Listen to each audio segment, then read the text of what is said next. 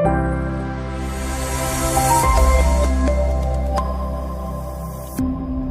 नमस्ते एभ्रिवान, म निलेश झा फेरि पनि आइसकेको छु मेरो युट्युब च्यानलमा एउटा नयाँ भिडियो लिएर।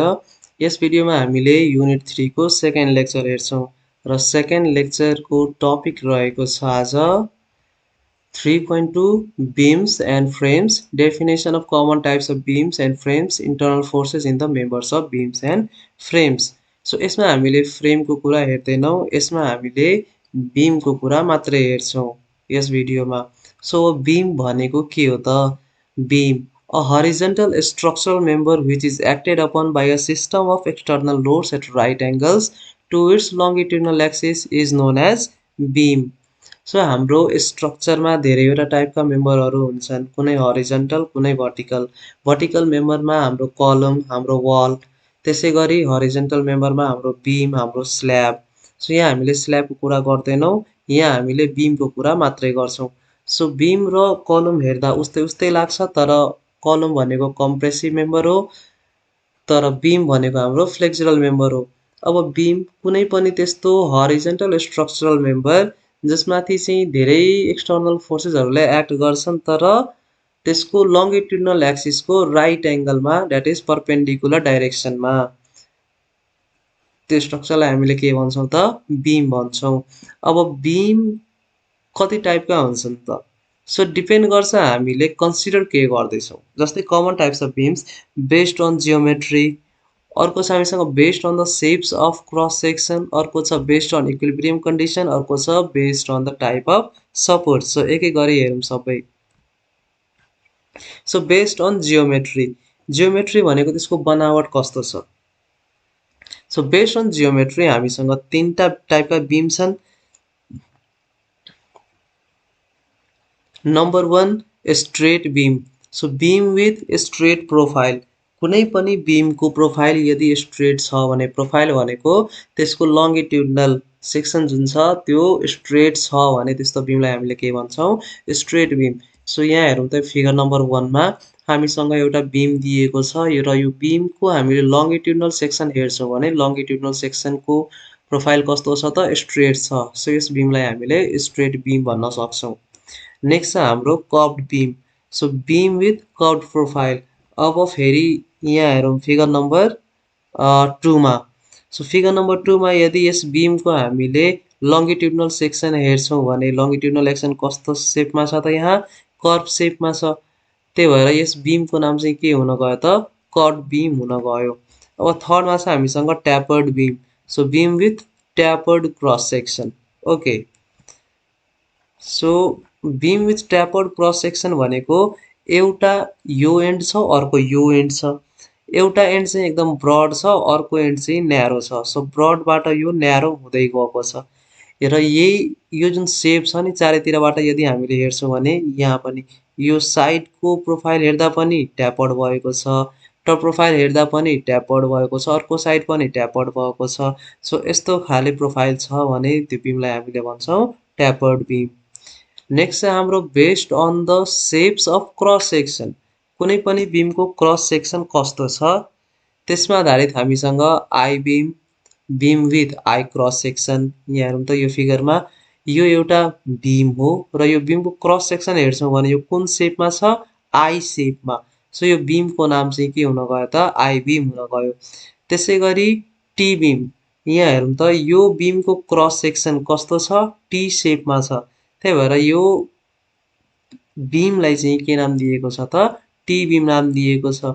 र यसको टीको कुरा गर्दा चाहिँ यो पार्टलाई, स्ट्रेट पार्टलाई जुन यहाँ भर्टिकली देखिरहेछ त्यो पार्टलाई हामीले स्टिम भन्छौँ अथवा वेभ भन्छौँ अथवा रिब भन्छौँ र यो जुन हाम्रो हरिजन्टल पार्ट यहाँ तल देखिरहेछ यसलाई हामीले फ्ल्यान्ज भन्छौँ। C beam, beam with C cross section. So यहाँ एउटा बीम देखिरहेछौँ जसको क्रस सेक्सन सी सेपमा छ भने यो बीमलाई हामीले सी बीम भनेर नाम दियौँ। त्यस पछाडि रेक्ट्याङ्गुलर बीम। रेक्ट्याङ्गुलर बीम भनेको यहाँ हेरौँ त यो बीमको क्रस सेक्सन हामीले हेर्दा कस्तो देखिरहेछ? हामीलाई रेक्ट्याङ्गुलर सेपमा देखिरहेछ। सो यस्तो बीमलाई चाहिँ रेक्ट्याङ्गुलर बीम भनिन्छ। नेक्स्ट छ एल बीम। सो एल बीमको लागि चाहिँ यहाँ अहिले मसँग फिगर भएन। अब एल बीम कस्तो सेपमा हुन्छ भने जस्तै यो सी बीम नै छ भने यदि यो माथिको पोर्सन हटाइदियो भने एल सेप मात्रै आउँछ नि, यस्तो यो एल सेप मात्रै आउँछ। सो त्यस्तो खाले क्रस सेक्सन छ भने त्यस्तो बिमलाई हामीले एल बिम भन्छौँ। नेक्स्ट छ हाम्रो based on equilibrium condition statically determinate beam र स्ट्याटिकली इन्डिटर्मिनेट बिम। यदि कुनै पनि बिमको जति पनि अननोन रियाक्सन छन् त्यो सबै अननोन रियाक्सन यदि हामीले तीनवटा इक्विलिब्रियम इक्वेसन युज गरेर डिटरमाइन गर्न सक्यौँ भने त्यस्तो बिमलाई स्ट्याटिकली डिटर्मिनेट बिम भनिन्छ। र कुनै पनि त्यस्तो बिम जसको अननोन रियाक्सनहरू चाहे अननोन फोर्सेसहरू तीनटा इक्विलिब्रियम इक्वेसन युज गरेर फाइन्ड आउट गर्न सकिँदैन, डिटरमाइन गर्न सकिँदैन, त्यस्तो बिमलाई हामीले स्ट्याटिकली इन्डिटर्मिनेट बिम भन्छौँ। र लास्ट छ हाम्रो based on the type of supports simply supported beam, cantilever beam, propped cantilever beam, overhanging beam, continuous beam, or fixed or built-in beam. So number one masa simply supported beam. The beam having hinge support at one end and roller support at another. So कुनै पनि त्यस्तो beam जसको एका साइडमा एउटा एन्डमा चाहिँ hinge support छ र अर्को एन्डमा चाहिँ रोलर सपोर्ट छ भने त्यस्तो बिमलाई हामीले सिम्पली सपोर्टेड बिम भन्छौँ। Cantilever beam the beam fixed at one end and free at another. यहाँ कुनै एउटा बिम एक साइडबाट चाहिँ फिक्स छ अर्को साइडबाट फ्री छ, कुनै पनि खाले सपोर्ट छैन भने त्यस्तो बिमलाई हामीले क्यान्टिलिभर बिम भन्छौँ। थर्डमा छ हाम्रो propped cantilever beam the beam fixed at one end and simply supported at another. So कुनै पनि त्यस्तो बिम जुन कि एक साइडमा फिक्स गरिदिएको छ अर्को साइडमा सिम्पली सपोर्टेड छ। सिम्पली सपोर्टेड भनेको हामीले रोलर सपोर्ट दिन सक्छौँ यहाँ। सो त्यस्तो बिम छ भने त्यो बिमलाई हामीले प्रप्ड क्यान्टिलिभर बिम भन्छौँ। त्यस पछाडि overhanging beam the beam that has one or both end portions extending beyond its support. Okay, so यहाँ हेरौँ त एउटा बिम छ मसँग, यो बिममा चाहिँ यहाँ हिन्ज सपोर्ट दिएको छ, यहाँ रोलर सपोर्ट दिएको छ, तर बिमको केही पोर्सन चाहिँ यो रोलर सपोर्ट भन्दा बाहिर पनि एक्सटेन्ड गरिएको छ। सो यो पोर्सनलाई मैले सिम्पली सपोर्टेड पोर्सन भन्न सक्छु र यो सेक्सनलाई मैले ओभरह्याङ्गिङ पोर्सन भन्न सक्छु।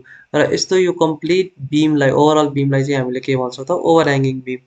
ओभरह्याङ्गिङ हुँदा चाहिँ सिङ्गल साइड ओभरह्याङ्गिङ पनि हुनसक्छ र डबल ओभरह्याङ्गिङ पनि हुनसक्छ। यदि एक साइडको मात्रै एक्सटेन्ड गरेको छ भने त्यस्तोलाई हामीले सिङ्गल ओभरह्याङ्गिङ भन्छौँ। र यहाँ हेरौँ, यहाँ हिन्ज सपोर्ट दिएको छ, यहाँ रोलर सपोर्ट दिएको छ र दुईटै साइडमा चाहिँ ओभरह्याङ्गिङ पोर्सन एक्सटेन्ड गरेको छ भने यस्तोलाई हामीले डबल ओभरह्याङ्गिङ बिम भन्छौँ। त्यस पछाडि छ हामीसँग continuous beam the beam having more than two supports distributed throughout its length.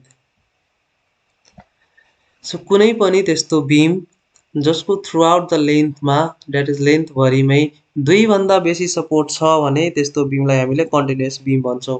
यहाँ हेरौँ, एउटा हिन्ज सपोर्ट छ र तीनटा रोलर सपोर्ट छ। सो अब तीनटा सपोर्ट होस्, चारवटा सपोर्ट होस्, पाँचवटा सपोर्ट होस्, जतिवटा भयो नि, तर दुईवटा भन्दा बेसी हुनु पर्यो। त्यस्तो खाले बिम छ भने त्यसलाई हामीले कन्टिन्युअस बिम भन्छौँ। र 6 नम्बरमा छ हाम्रो fixed or built in beam it is a type of beam whose both ends are fixed. So कुनै पनि त्यस्तो बिम जसको दुईटै एन्डमा चाहिँ फिक्स सपोर्ट प्रोभाइड गरिएको छ अथवा हामीले मोनोलिथिकली कुनै सपोर्टसँग त्यसलाई बिल्ड गरेका छौँ भने त्यस्तो बिमलाई फिक्स्ड बिम भनिन्छ। सो यस भिडियोमा यति नै। होप तपाईँहरूलाई मन पर्यो होला। भिडियो मन पर्यो भने लाइक गर्नुहोस्, च्यानल सब्सक्राइब गर्नुहोस् र साथीभाइहरूसँग सेयर गर्नुहोस्। Thanks for watching.